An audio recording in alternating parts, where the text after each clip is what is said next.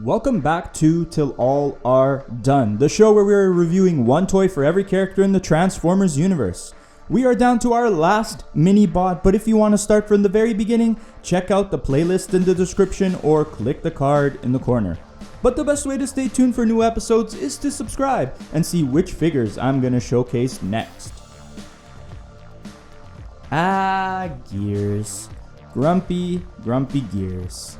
We saw the side of him that is less grumpy in that one episode, but I don't like it. Let him act his natural, Primus given self. He acts exactly like I do when I don't get my morning coffee, except all the time, 24/7. He's certainly a fan favorite G1 character, and Hasbro has slowly been working on smaller, deluxe-sized versions of every Minibot, so why not him? They started with Kingdom Warpath and Huffer, with the latter being reviewed last episode. Those were alright, but then they did Beachcomber, which was pretty excellent and well regarded by collectors. There are more coming in Age of the Primes and Studio Series 86, but they have to live up to the gold standard toy released in Legacy. You guys have known for a few episodes now that we were reviewing Gears, this absolute banger of a Legacy toy. Let's see just how good it is. Here is Transformers Legacy Deluxe Class Gears. Spoiler alert, it's gonna be a glaze fest. Transformers. Before we get to our feature presentation, I have been covering these Minibots, talking about G1 penny racers and microchange and whatnot, without showing you one of them. Well, here! The only one I have currently in my collection, and it's Gears. Yes, I've slagged these things for being small and simple by today's standards, but there's definitely something charming and alluring about it. I wouldn't mind collecting the full set, honestly. Now, this thing was about $5 back in the day, and I got mine for $30, so ouch. Even with inflation, it should only be about $15, $16. Whatever, I'm happy that I have this little piece of history in my collection.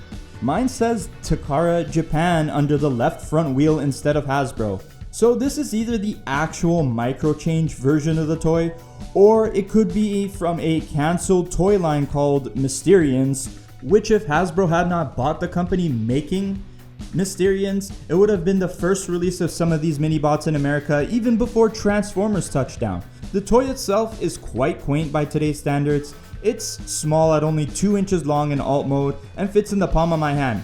But for a small toy like this, it's pretty nicely sculpted. I love the little red canopy on the back of the truck, plus we have the nice chrome grille on the front. Now for my toy, the arms tend to want to unclip out of place, and that's because it's old, probably been played with quite a bit over the, 42 years or so. Despite this, it rolls fine if I'm ginger with it because it has the 1980s equivalent of pinned wheels, nice. Now mine doesn't have it because it's not the Hasbro version, but all the G1 toys had rub signs on them, and when you apply heat to it, it would show their allegiance, either Autobot or Decepticon. This one is placed on top of the roof. We also have the Autobot sticker on the hood, and stickers were very common back then. I'm surprised mine is still stuck there. That's pretty good. I like this little truck, but we can quickly check out the robot mode, transforming this thing in about 5 seconds. Flip the legs out till you feel them lock in, pull the arms from the front tires outwards on their slider joints, and now you have Gears in his robot mode, and you'll immediately notice the face is very different from the grumpy one we know from the cartoon. The head shape is the same, but the face is way less human looking and more robotic. I like to call that the Mysterian head, but that's the original face for the microchange toy, and I kinda love it. Other than that, you have the nicely sculpted chest with 2 stickers on it, one of them being another Autobot logo, and you can see how the canopy becomes the feet and unveils more chrome on the legs. I told you it's quaint, but still pretty charming after all these years. Articulation is very basic. You have 360-degree shoulder rotation and 180-degree deep knee bends thanks to the transformation, but you won't be able to stand him up like that if you want to stand him with his knee bent. I don't even know if there's a stand that small for this guy. And that's the G1 Minibot Gears experience. Most of the Minibots are pretty much the same experience, or smaller variations on the toy. A few differ vastly, like Powerglide or Sea Spray, but the first season's run of Minibots pretty much played like this one. I'm not going to rate this toy, but I think it's fun nowadays to have a collection of these as a novelty. if you're looking for a serious toy for the character, well, that's where our feature presentation comes in. But I had to transform and roll out at least one of these old Minibots for the show. I'm not going to completely ignore them, and I'm happy it was the Gears toy that landed in my collection. I love Gears. But now, onward to the toy you have all been anticipating. There he is. The friggin' guy reminds me of Grumpy from Snow White and the Seven Dwarfs, but don't tell him I said that. This is Legacy G1 Universe Gears that everyone absolutely raved about when it came out, and it's a modern mini masterpiece. It's a seminal toy for the character that hasn't gotten that many toys over the years.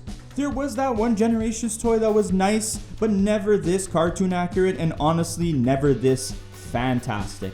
Just take a look at the head sculpt. Not only did they pay close attention to the face when translating him, but they also worked in the weird rhombus ass head shape too. And it's not fixed into the body. No, it articulates like a normal head, maybe even better than some of the other toys we reviewed here. You also have an Easter egg on the back of the head with a stylized M for the Mysterians toy line. Good thing we covered that early in the episode, right? You know exactly what that means. That's not the only Easter egg, and it's just the start of the attention to detail on display with this toy. You move down to the amazing looking chest, which by itself is notable with the silver grille and panels, plus the perfectly placed Autobot insignia, but you can unpeg it and underneath find some nice sculpting with a purpose. From the Season 2 episode, Changing Gears, you have the slot where the Decepticons take his circuit chip, which causes Gears to turn from Grouchy Smurf to Happy Smurf. Now, it's all sculpted with the red base coat, so if you haven't watched the episode, you might not get it, and there's no circuit chip that slots in. It would have been nice to have those things or to include some silver here, but maybe it would have started chipping when the chest plate goes back on. But it's still a very nice callback and Easter egg to Gears' signature episode, and I love the designers went through the lengths to incorporate it into the toy. The rest of the toy looks great, whether it's the arms or the legs. He articulates insanely well, but we'll get to that in a second. The backpack, which ends up being the hood of the truck, still sticks out just a bit, but from what I see, it's not that bad, especially when you take a look at it on side profiles. I don't really see it as a big problem. It's certainly not affecting the toy at all from a standing and posing position. And I personally think it tucks in nicely and could be worse. Maybe it's a fair criticism of the figure to say the backpack is big, but I don't share that opinion at all. I'm more negative about the blaster weapon just being completely black plastic, but at least it's nicely sculpted and it's a little bit glossy. It's a little cooler than the normal weapons that come with Deluxe and Voyagers nowadays, but I feel like a broken record sometimes saying I wish they had added more colors to it, more colors on top of the plastic. There's portholes in some weird places in the robot mode, like the sides of the backpack or on the sides of the legs. It would be more useful in truck mode for sure. Wait till we get there. But when you take a look at the whole robot mode, there's a ton to love and lots of reverence put into this toy. It's so incredible that I had to get the Transformers Retro toy accurate Gears with the Mysterian head. It looks really great as well, and it's worth having both. I'm not a GoBots guy, but you can also get the Smallfoot, which is a retool of the Gears mold. Suffice to say, there's multiple ways that you can enjoy this mold, and they're all pretty great. Showing you how this Gears articulates is going to be my favorite part of this review. It's wild. The ball jointed head can tilt and nod slightly, which is a miracle considering the head shape, and when it comes to his 360-degree rotation, it taps the backpack just barely, but you can pull the backpack a bit back and it will be no problem from there on out. Shoulders rotate 360 and span out 90. You have a 360 bicep swivel and double jointed elbows for a full 180 maximum elbow bend. Plus there's 360 wrist rotation. You have everything you could ever ask for. On top of that, this is another weight. There's more moment. You have shoulder tilt, both backwards and forwards thanks to the transformation. So we got some big range coming from this little bot, and I told you it was gonna get wild. The deluxe scale treatment definitely treats Gears nicely. Getting to the lower half, bruh, wild. We got a 360 waist rotation, 90-degree legs in all directions, forward, back, and to the side unimpeded. You have another double joint Another double joint on the knees. That's 2 sets of double joints, which is crazy. Then you have a 360 thigh swivel and more than 90 degrees inward ankle tilt. Now there's no front and back ankle tilt, but, and this is not an original thought, thank you that toy guy, you can cheat it. Bend the knee, bend the heel, and voila. This really blew my mind when I found out about it. So I think you guys will agree with me when I say this Gears toys might be the best articulating figure we've featured on the show. Trust me, it is. We are about 25 reviews in and he's outdone most if not all of the posing potential front. I hope you guys go nuts and get some poses I haven't thought of yet. Keeping the streak going, we have another great aspect of the toy with his incredible transformation. It's not too many steps to pull off, so it's the perfect toy to just pick up off the shelf and flip it back and forth between the robot mode and the truck. Every step feels intuitive except maybe one where the chest clips in a weird spot, but otherwise it's all good. You start by untabbing the chest and those double jointed elbows come clutch here while folding the arms into the cavity. The backpack is on this nice solid red double hinge and it perfectly folds out to become the truck front. Then it's the same smoothness for the back section. Flip the feet, which are actually the side windows, and clip them on. Super easy and intuitive so far. Now I complained about the legs not clipping together in my Earthrise Trailbreaker video, and fair is fair. I would like the legs to do that here too, but honestly it works perfectly fine. The connection of the pieces doesn't feel nearly this satisfying for that Trailbreaker toy. Thanks to the way the chest clips in, there's no worrying about gaps. Speaking of, now all we have to do is clip the chest and flip the wheels. The chest is the unfortunate part storing on the back side. I can overlook it, I guess. It's the only place you could have put the chest for the transformation, but others might not appreciate it as much. Plus, the Autobot sign is upside down, and that's a bummer. Just a little problem in what is otherwise like a perfect transformation. But overall, wonderful. I love flipping this guy back and forth between the modes, and it always feels satisfying to do it. The alt mode is quintessentially Gears, and it's magnificent except for one thing. They put in the cartoon powder windshield for all you whiny children out there that complained about the transparent plastic. And you all want your Transformers figures to look like Fisher-Price toys. Now, look what you did. Hasbro's finally listening to you. You weren't satisfied with your buzzworthy Bumblebee releases. You thought that you were being left out. You came for my happiness instead. Now, instead of nice, sophisticated, big boy transparent plastic, we have this. And I really don't like it personally. But how nice this alt mode is, I'll allow it. I don't think I'm getting one with transparent plastic, so it is what it is. You win this time, but I'll be back. You'll see. But now, in all seriousness, this is a fantastic looking alt mode bumper to bumper. That nice red canopy I showed you earlier with the G1 toy is looking super nice here too. There's lots of good sculpting and line work on the body, and the front grille looks fantastic with the yellow headlights inside and silver sculpting on the red bumper. That Autobot sign, tampograph, is so lovely, and just before the raised silver air intake on the hood too.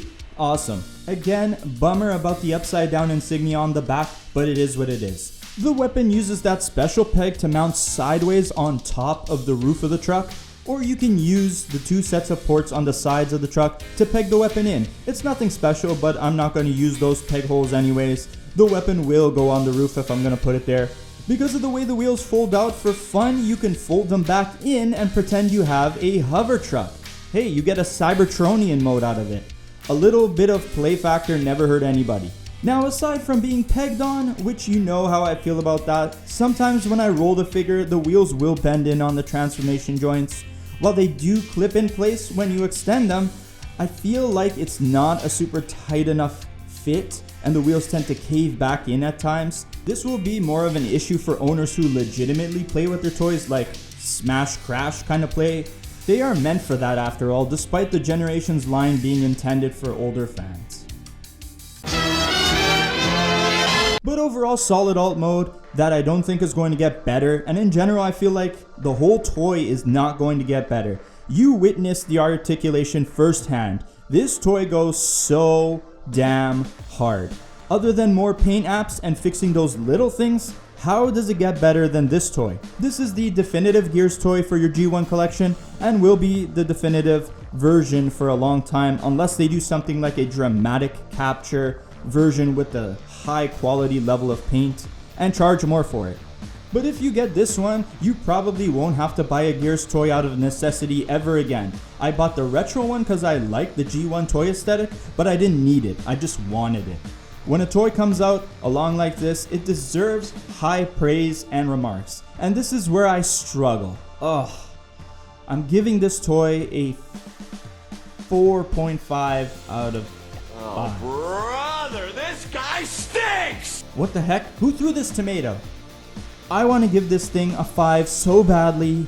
I do, but I have the back of the alt mode as a sticking point for me and a little bit of the wheels kind of like caving in when you're rolling it. It's not that big a deal, but I do feel it. So I wish the designers kind of worked that out a little bit better. The evidence is that the Autobot logo is upside down. Trust me, I've deliberated for hours and it hurts to not give it a full 5. But I do really still think this is the mini masterpiece Gears toy. Still didn't have to go this hard for this character. It's excellent and you should check it out even if you don't know who the character is. With all the Easter eggs and callbacks, it's a nice discovery toy for people who might want to peer into the history of our beloved franchise. This is a must-have for your collection. Period. Yeah, I might have been on the more nerdier side of things, but I think understanding where your favorite toys come from is important.